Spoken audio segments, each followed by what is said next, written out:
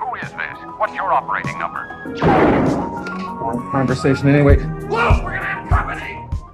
Hello there, and welcome to the 5th episode of We're Gonna Have Company. I am so excited for this episode. If you told me that I would be sitting down with these two incredible actors while I was watching Andor and falling in love with that show, I think I would have not believed you in any capacity because it's an unreal opportunity, and I just want to say a big thank you to Rebel ScumCon for organizing this. I feel immensely just lucky to have had the chance to sit down with these two incredibly talented people. So I'm so excited to dive into Andor with Kyle Solar, who plays Syril Karn, as you guys know, and of course, Pierro Niel-Mee, who plays Erskine Samaj. Again, you guys have heard me talk endlessly about the show. It is truly one of the most bold and most grounded stories we've ever gotten in Star Wars. Also, there is a moment in this interview where Kyle recreates a pretty iconic scene in Andor. Just stay tuned. It's a little closer to the end when we begin audience questions, but you're not going to want to miss it. I think it's the funniest thing I've ever experienced on a stage. So without further ado, let's jump into this conversation with Kyle Solar and Pierro Niel-Mee. I'd love to first congratulate both of you on your Emmy nomination for Outstanding Drama Series. Okay? Yeah. Incredible work. Well deserved. And even among many other things like costume design and even production design and so much. And a substantial amount of work went into this show. And I wanted to start off by asking, when you both first got the call that you'd be stepping into the Star Wars universe in a show as vast and unique as this one, how did you react? I was it was weird for me because I was in New York doing a play, and it was right as everything was shutting down, and then I got a call from Tony that was like, oh, and also like, there's this, and I was like, I don't know, like the world's kind of falling apart maybe, and so I didn't for a minute I was questioning it, just about everything I think in my life. And then I spoke to my nephew, who at the time was like 7, and he just was like, what the Star Wars? And I was like, oh yeah, it's Star Wars. It's an absolute yes. Yeah. So you were a fan before you even got into all this? I grew up watching the original trilogy way too young with my older brothers, burning out the VHS tapes on the weekends. Yeah. I loved it. Yeah, good times. What about you, Pierro? I was absolutely thrilled. Yeah. I was a big fan of Star Wars all my life. I was a big fan of Andor. I was a massive fan of the first series. Right, because you only came in on the second season. You had that time to watch the first season. Yeah, and I was watching the first season as the meeting came through, as the email came through. But it was like untitled Disney projects. Yeah. I was watching Andor, and I was reading this scene. I was like, oh man, I wish I was auditioning for Andor. And suddenly I was like, untitled Disney project. It's on Disney. I was like, oh wow. And then I looked at there was like a stock scene, and it was a sort of scene about it's like a disruptive left-wing MP and senatorial age, and I was like, that's my moth, Matt. Oh my God, I'm actually. I could have hidden that a bit better. Yeah. So yeah, I was very excited, and Wow. it felt very. You're a powerful manifester. Yeah. Did you throw some of that this way? Yeah, okay, we'll have a chat. We'll strike some deals. Sweet. So yeah, I was very, very, very happy. Very cool. to join. Coming to conventions, because I know both of you, how long have you been doing conventions for, Kyle? I think maybe only a couple years. Yeah. So you're sort of like both new to this. This is your first con in Texas, I believe? My first con in the States. Wow. Oh, in the States, ever? Oh. Wow. And I am very happy that it's in Texas. Yeah. I love it. I Well, love we this state. love having you here. Like I say that like I'm from Texas. I'm not from I know, it's but it's cool to have you guys both here talking with us. Well, I definitely want to dive into the acting side of things. Piero, I know you've studied theater and you do theater, and as well as you, Kyle. How does theater how does that, you know, how does it work when it comes to your acting in television and film? I don't know. I mean, they're really different. Yeah. They're really different. But I think in terms of relation to Andor, Tony and Nina Gold, who casted it, were pulling a lot of people from the theater community in London. And I think that there's a sense of how you build a kind of company. And I think that's what they were doing. And so like they really built a troupe of actors that could work really well together on text that is actually quite chunky and difficult and really sophisticated. And that's not to say that if you're just a screen actor, you can't do that. But I think maybe there was something that people who also do theater could lend to the story. Yeah, yeah. It was a change for me. I sort of predominantly done theatre. And then the TV stuff that I've done was always like a few days here and there on something, being like a day player. And it's always sort of hard to find a rhythm in it. But that's what I actually used. That's what, after coming off Andor, that's the first time, it was the most satisfying job I'd ever done. And even for like the small part I was in it kind of came over like that's the closest that's ever felt to like being in a company of actors or like being in a theatre company, because everyone was so dedicated all the time. Yeah. Yeah, but it was a big learning curve to have to sort of like, bring a sort of theatre back onto TV and sort of learn sort of all the sort of camera stuff. But, we were working with so many like amazing people who were so generous. Yeah, so it was a big learning curve. But, yeah. Amazing. Because I know Ben Mendelsohn and of course Denise Guff, like they're also theater actors, right? So it's amazing. Beautiful things can come of a theater troupe in a way. Yeah. It's beautiful, truly, seriously, and especially with Tony's script. I mean, you guys had so much to work with. I mean, not only with the drama side, which we will get into, but it's really tough to find humor in a show as serious as this. So in the brief moments where there was humor, it just hit so hard. Like the timing was perfect, and I think you know what I'm about to say. Especially in the scene where you, Kyle, it cuts to you just sprawled out on the bed. And I feel like I've done that at least once at every single family gathering. That's like my Thanksgiving pose. That's like, Was that in the script or I'm was gonna take a quick 10. I'll see you in a minute. Right, Yeah. right. Was that in the script or was that completely improvised? No, it wasn't in the script. I find Syril quite funny. He's a bit of a weirdo, and in a good way. But like I kind of look for opportunities to insert the funny, I think. And Ari, who was directing that section, was like, we wanted to get you kind of leaving the kitchen and maybe going into the room, but I don't know what you'd do. And I was like, well, I know what I would do. I've fucking been here before, man. And so I suggested that. And the interesting thing about that is like he loved it. He was like, absolutely perfect. But then when Tony got the rushes that evening, he was like, what is this? Like, what is going on? And he put it into the context of the scene. He was like, oh, amazing. Right. Yes, of course. And then the execs were like, no, we don't understand that bit. And Tony was like, watch the whole episode, assholes. Right. And they did. And yeah, it stayed in. It's just the whole relationship between you and Deidre is so, and I mean this with full respect, weird.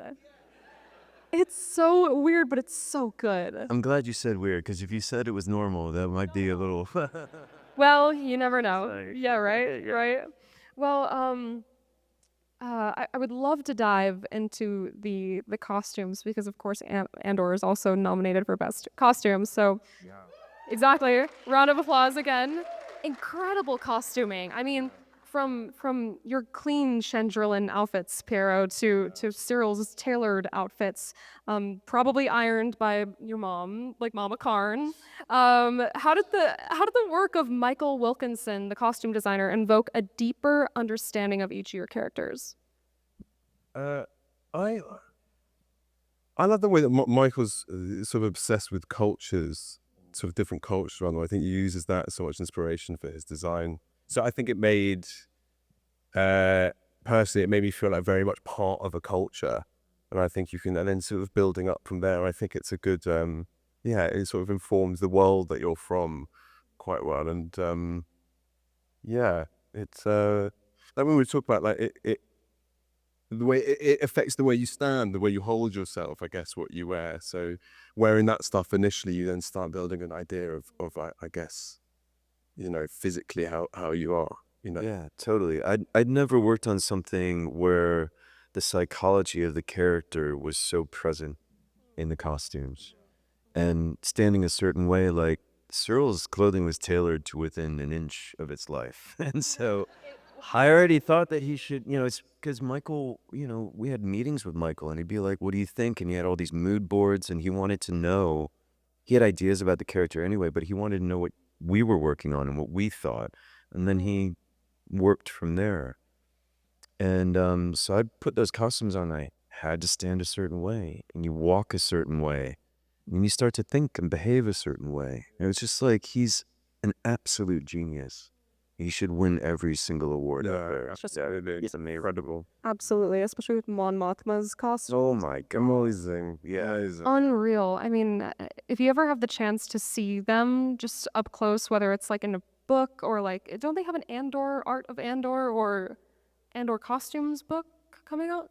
It's coming out, right? It's coming out. But it should be in a museum. It Yeah. absolutely Like should. it should be in a museum, and you should go up and be able to just like drool while looking at it. Yes. Like Which will happen involuntarily. And they're great to wear. They also feel like they never mess up. It's always like it just fits perfectly. Yeah. So it never sort of interrupts you, and everything's functional as well. exactly. It's not- Yeah. yeah, it's- I wanted all of the Gorman's costumes, Oh, like just from my everyday life. It's like- absolutely. yeah. Well, what I love, actually, jumping off of your statement about your Gorman costume, eventually, you've all seen season 2, we know what happens. When Syril dies.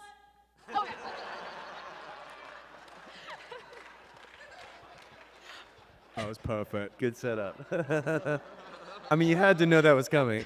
Yeah, I was gonna do it if he didn't. Hilarious. Perfect timing. Please be a comedian. Well, when he dies, unfortunately, we see his perfectly tailored costume just affected by the Gorman massacre. I think that reflection of like your arc as a character is so deeply rooted in the collaborative experience between you and Michael Wilkinson, like you as an actor being able to, was that something that like you noticed about your costume, just that gradual, getting dirtier and dirtier until you just Yeah, it's something that we worked on, and I thought it was really poignant in that you can see Syril very clearly becoming affected by living on Gorman, by adopting their clothing and their lifestyle. And he on one level you could be like, oh, he just loves fashion, but actually it's deeper than that. It's affecting his soul and his heart, and he starts to change and become aware of a different way of thinking and being. And then you see the kind of the pain that he has caused, and the detritus and the dirt and it's all just being caked on him in these beautiful clothes that he is. He is a Gorman, and he is basically at that point he's the one that caused the massacre. So it's like, yeah, I thought it was kind of brilliant how he did that. Yeah, I want to piggyback off of, just continue that scene. When Syril saw Cassian after all this time, he went from being completely dazed to full of rage and focused on one thing. And it was Cyril's, the Cassian was right there. And from my perspective as a watcher and as a fan, it destroyed his entire life. And in that moment, I feel like he knew it. That's what came across, at least, especially when Cassian was like, "Who are you?" I was like, "Oh my God." And then it happens and I'm like, I was on my feet screaming at my television. Just I say television like it's 2000, I don't know. But really I mean it. It's chilling. Can you talk about that scene and how your how was your approach to that as an actor internally? I mean, that whole Gorman sequence we filmed for like almost a month, I think, in the bitter cold of late January. It was a particularly cold January in London, and it's all outside, and that fight sequence was like we had like 3 days, which is pretty good, but for a fight like that, we should have had about 5. Yeah. And I didn't really have to do much work, like, because we'd done the whole Gorman sequence and just being in that environment, which Janusz Metz, who was directing that episode, was like, I mean, he was incredible. He did a documentary on Afghanistan, was one of the first things he did. He's worked in war-torn countries, like, and he had created an environment that was very palpable with that energy. And so we were all kind of like up by the time we were doing the fight. So it was like, it was quite real, but it also felt like just a genius piece of storytelling from Cyril's perspective, in that his whole life is turned upside down in 10 minutes by his meeting with who's the head of the Gorman Front? Kara? Yeah. Rylance? Rylance. Thank you. Oh God. Strike one. Won't be coming back. Okay, anyway. Rylance. Meeting with Rylance, and then Dedra, and then seeing what the Empire is doing, like, and then realizing that he's responsible for the massacre, and then seeing the guy that he has been hounding for 3 years that he thinks is responsible for all of the bad things in his life. And it unleashes this kind of superhuman rage of all the things that he's bottled up since he was a kid. And yeah, so it was like, it was wild to film that whole thing. I mean, it was like, going from 0 to 60 in like 2 seconds. That's how it felt watching it. Yeah. It was such an unexpected moment. And I did wonder, like, reading it, I was like, does he really go after Cassian at this point? Like, he's, someone asked me a really amazing question earlier, like, if he hadn't seen Cassian, what would he have done in that moment? What would he have done? Yeah, man, I don't know. I Fair do enough. wonder, like, would he have, I don't know, would he have picked up a blaster and like started to fight back? And he's so dazed in that moment, and the thing that snaps him out is Cassian. And he kind of re-triggers this animalistic response in him. But yeah, if he hadn't seen Cassian, I don't know. Do you think he was thinking of Deidre at all in that 10 minutes? Was he? Thinking of Deidre at all? I think in that sequence where he's just dazed and looking at everyone, it's everything. It's, the Empire to him was a kind of surrogate father figure, and he was so indoctrinated since he was a child living in Coruscant. And it's very hard to kind of consider this, but like, everything that you held to be true is false and was a lie. It's really hard to comprehend. And then, like, the person that you have actually, Denise and I had decided that Syril had never been in a relationship before. So the first person that he had ever like had a connection with was using him as well. He's being used by the Empire, kind of being used by his mom, kind of being used by everybody. And like, that's soul crushing. So I think Dedra's swimming in there, the Empire, what he's done to Rylance, thank you. And the Cormans, you know, and what is his life? You know, he's this pawn, he's this patsy that's being used, and you know, nobody knows who he is. Right. So that was a long answer to say yes. I think No, he is thinking about it's- Tetra in that moment. Don't even apologize. We love hearing about this character. It's such a deep character, and each character is. You know, Pierro, I want to jump to you because during the wedding, there's a moment where Erskine tells Lutheran that Mon Mothma is like a surrogate parent to him. Yeah. And I wish we would have seen more between you and her, but the moments that we did see of you both were very touching and real. And as a matter of fact, we were chatting earlier, if it weren't for your character, Mon Mothma wouldn't have gotten to Yavin. We wouldn't have gotten... It would have been completely different if it weren't for you. Yeah, it's all me. It's all you. It's all you. It's true. All Erskine. She would have never arrived. So I'm sorry. Yeah. No, I was going to say, but that's the brilliant thing about what Tony's done. He's like created all these characters who are fundamental to actually, like, really, if you endgame it, like Yeah. the Death Star being destroyed. Yeah, And like totally. you were literally a crux in that whole Yeah, story. but as you say, there's like it's that story or the whole rebellion is full of like, however big, tiny or small, but like small acts of rebellion. Yeah. You know, littered throughout the whole thing. Yeah. You know, like those two people who like don't let the door open to sort of shut off their feet. Yeah. You know, Yeah. and that is like, Yeah. like a tiny moment, for them, but yeah. from those two, like a significant act of rebellion. So yeah. It's like a game of chess.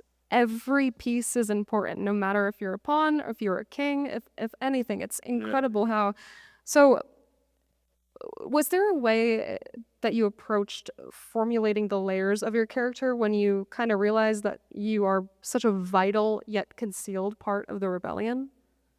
No, not really.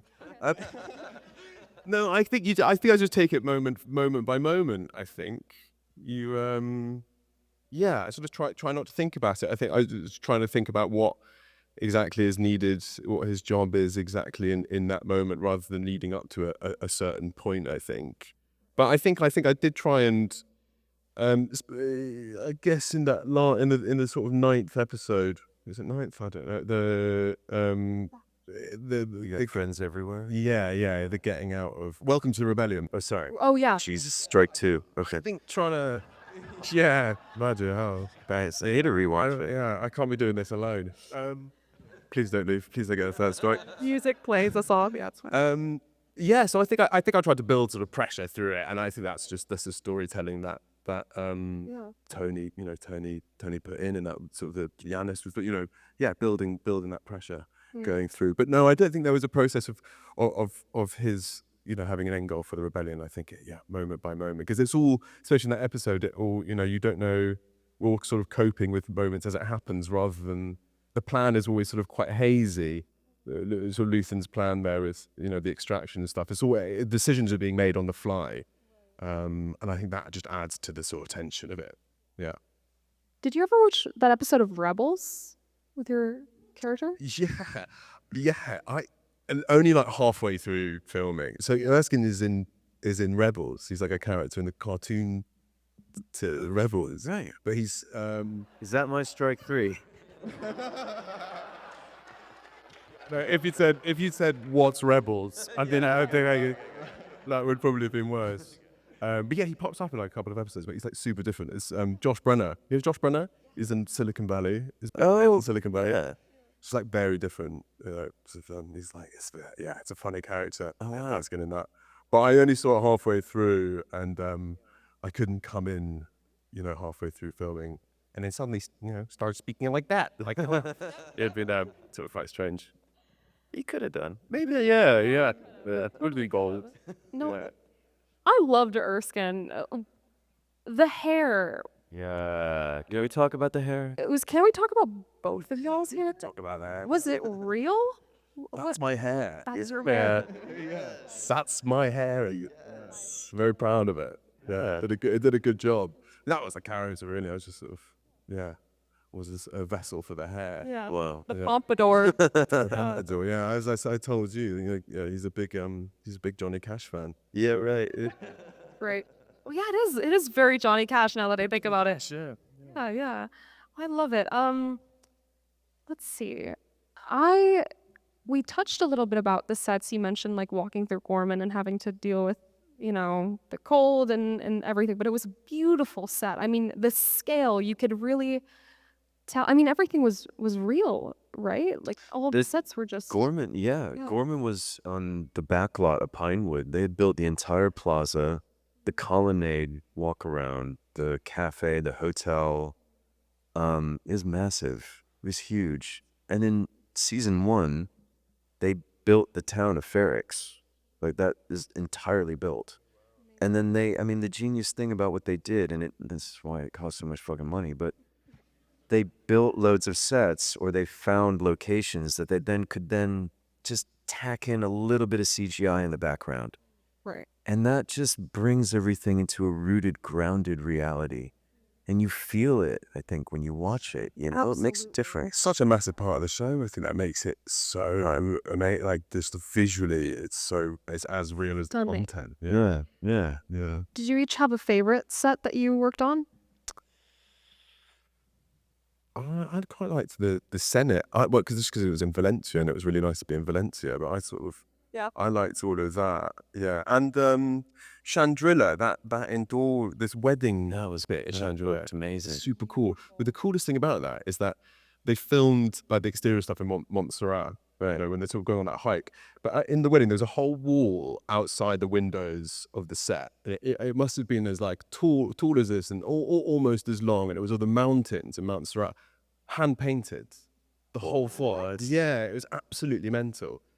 So just like, what going behind it. Yeah, it was incredible. Wow. Yeah, it was really cool. Wow. Hand painted. Hand painted. That's the way they used to do things back in the day. Yeah. It was old school. Wow. Yeah. Wow. That's incredible. I had no idea. Wow. Well, I definitely want to get to some fan questions. We have a microphone here, so if you'd like to start lining up, we can take a couple. So if you have a question, please jump up. Yeah. Perfect.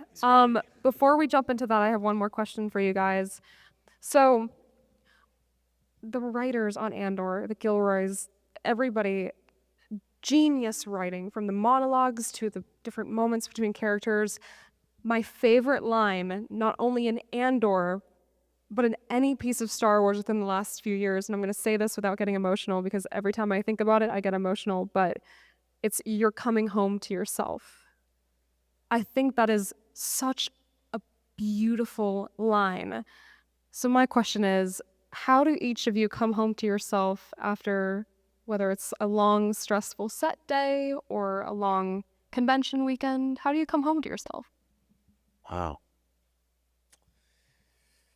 I run over the questions that I got wrong, the information that I didn't know. I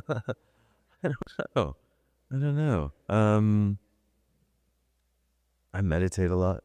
I do. Yeah. That's my bag. What about you? Probably like a pint of Guinness. Nice. With that also, I got to tell you, meditation and then a pint of Guinness is Yeah, I like that. Okay, yeah, I'll have to you'll never taste as good. Yeah. Nice. Gotta say. I said, yeah, and friends, I think. Yeah. Yeah. Going back to catatonic Syril, we never really saw him flop on the bed. Yeah. So could you demonstrate what that would look like? No. I gotta say, it was a creep. It wasn't a flop. It was You know the actor credo, show it, don't say it.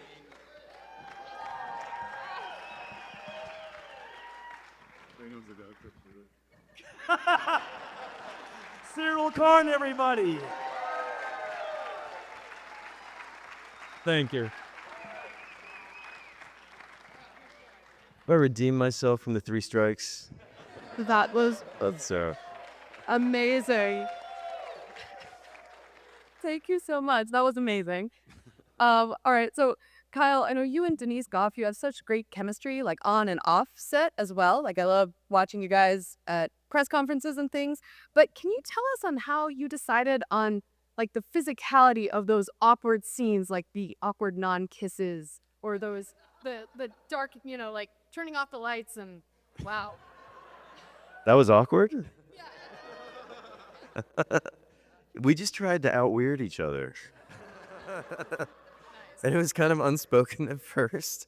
And then we were like, are you just trying to be really weird? I was like, yeah, aren't you? And she's like, yeah, I'm just trying to out-weird you. And it was like, so we also couldn't really imagine, like, how the hell would these two things, like, be in a room together alone? And when we, got told that they were having a relationship before season 2, we just kept on going like, what does that look like? And I think that just naturally led into, well, we're just gonna be really weird with each other. Cool. Thank you. Yeah. Hey guys. Hey, man. So I heard that Andor was originally planned for more than 2 seasons. If you guys were to get more time, are there any more elements of your characters or any storylines you might have heard about that you'd like to explore in the future if you had more time?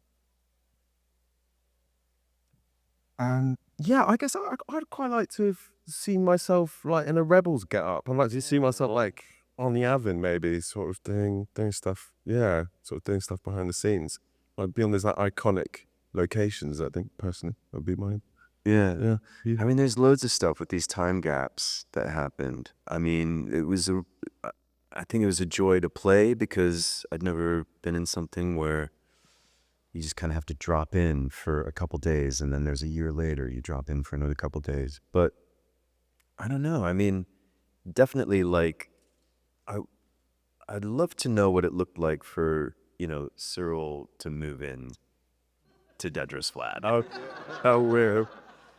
Like, what would that have looked like? Moving the sofa around the corner and stuff.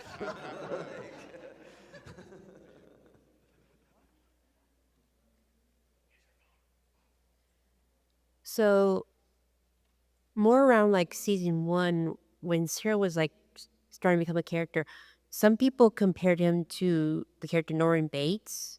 Was that like at all inspiration, or was that just complete coincidence? No, that was a complete coincidence. What I did see after they had done like kind of makeup tests and everything was I saw Twin Peaks very clearly. And I think their inspiration for the hair was more Mad Men and everything. They kept on saying that, and I was like, yeah, but I'm giving very big Kyle MacLachlan vibes right now. But the Norman Bates thing it didn't surprise me. I mean, I can see it, especially with Edie being his mother. Yeah. But yeah. Thank you.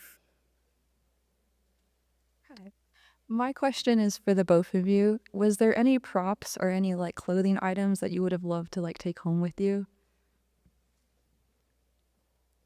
All of it. All of it. All of the clothes. Yeah. Yeah, I wish I could have taken something away. I mean, when would I have worn any of it? Never. But like, yeah, it would have been cool. Yeah. Don't lie. Yeah. Just like around the house. Yeah. Cooking eggs. Yeah. I would have taken all the clothes. Oh, 100%. I really loved my pre-op Morlana like Yeah. outfit. Yeah. I have a real soft spot for that. I would have It liked reminded me of Star Tours. I don't know if you've ever gone to Disneyland, but like the Star Tours like outfits that they have there, that's what it reminded me of. Oh yeah. Yeah. Wow. That's cool. Well, thank you. Thanks. Thank you. Okay, so also obviously obsessed with the costumes. My question is one of my favorite parts with the costumes is in the first season where Syril like adds the extra tailoring and the extra trim and everything. Do you have any background on that? Like, was that Michael Wilkinson's idea? Was that written into the script? Like, how did that come about? That was in the script. Was it in the script? Okay. Yeah, and that's one of the first things I read, and I was like, that, and reading the scenes with his mom, I was like, oh, I know everything I need to know about this guy. Oh yeah. That's fair. That's fair. It's like, okay. Thank you. Thank you. Hey guys. Hey. So mine is more just about the fact that, Star Wars is obviously a really diverse set of properties at this point, ranging, from little kids and engagement there to obviously adults that have grown up this for a long time. And I wanted to say, it's really awesome that you guys got to be a part of a project that takes itself so seriously, and has really complex characters and story elements to it and everything that we just haven't gotten to see before. Was there a level of pressure that you guys felt that was a little bit different than other Star Wars projects, since you guys were kind of pioneering this style? Yeah. I mean, yeah, a little. I mean, yes and no. I think when we started season one, it was such a unique time to be filming at the end of 2020. We were one of only a couple things filming at that time, and the way the kind of culture that Tony had established was, yeah, we're doing Star Wars, but we're doing our own thing, and I got you. You're fine, and don't think about all that other stuff. And he did some Jedi mind trick where we just kind of were like, yeah, okay, fine. Like, and we had to remember that we were actually in Star Wars. And Denise and I talk about this a lot, that we didn't really fully understand what we were getting into until we did press for season one and started to come into contact with people who had grown up with it, who like really are the key holders for what this story means for generations of people, right? And then, as you say, you're meeting people who are like, they've got their grandkids and their son or daughter and the, grandparents, and they're all like loving it together. And I haven't been part of something that has that kind of generational reach. And so when we were doing press for season one, we started kind of freaking out. We were like, oh my God, what have we kind of gotten into? But we realized we got into this family, like a family who are really protective of this story and who really love it. And that felt kind of overwhelming, but really amazing. So then season two happened, but like, I guess we just felt really held by the fans, because season one did all right. So the pressure somehow, I don't know what Tony did, but the pressure wasn't, I never really felt it. I don't know, did you? Yeah, I felt a bit of pressure. Yeah. But you were coming in, that must have been different. Season, and also having seen the first series and thinking it was like one of the best series of TV I'd seen, and not just Star Wars content, like TV in general, and being a massive Star Wars fan and like understanding the fan base and being like, don't come in now and like this up. But like, I don't. The pose was big enough to necessarily get up. But I did want to. Yeah, you're like I think being a fan, you're like, God, this is incredible, and I did feel a bit of a pressure to. I had to forget I was in Star Wars rather than sort of remember I was in Star Wars. Well, maybe that's what I did. Yeah, subconsciously. I was just like, yeah. It's not. It's just it's another thing. Yeah, it's a job. It's just a job. Just get on with it, say the lines, and you'll be absolutely fine. Yeah. Right? But then very quickly that sort of dissipated, and it was such a. I mean, the set was such a like.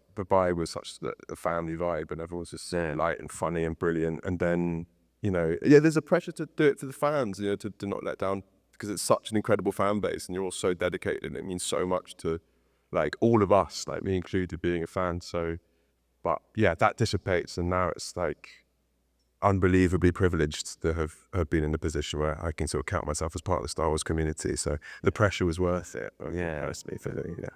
Yeah. Thank you very much. You guys were phenomenal. Thanks. Thank you.